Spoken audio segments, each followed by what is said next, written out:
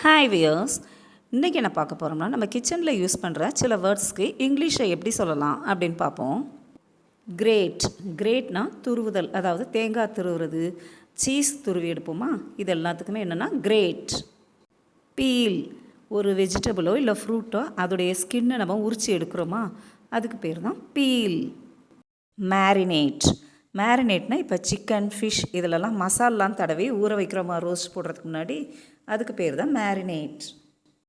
ஸ்டர்னால் அதாவது மிக்ஸ் பண்ணுறது, கலந்து விடுறது. ஸ்லைஸ்னால் மெல்லுசாக தகடாக கட் பண்ணுறது. டைஸ்னால் சின்ன சின்ன பீஸாக சதுரமாக கட் பண்ணுறது, தட் இஸ் டைஸ். சாப்னாலுமே சின்ன சின்ன பீஸாக கட் பண்ணுறது தான், பட் சைஸ் எப்படினாலும் இருக்கும், அதாவது ஸ்கொயர் ஷேப்பில் இல்லாமல் எந்த சைஸ்லனாலும் இருக்கும். சான்னா தயிர்லாம் கடையிறோமா, அதை தான் என்ன சொல்லலாம்னா சான். சீவிங், அதாவது மாவுலாம் ஜல்லடையில் சலிப்போமா, அதுதான் சீவிங். அரிசி, கோதுமை இதெல்லாம் அந்த டஸ்ட் எல்லாம் போகிறதுக்காக பிடைச்சி எடுப்பாங்க, அதுக்கு பேர் என்னென்னா வின்னோயிங்.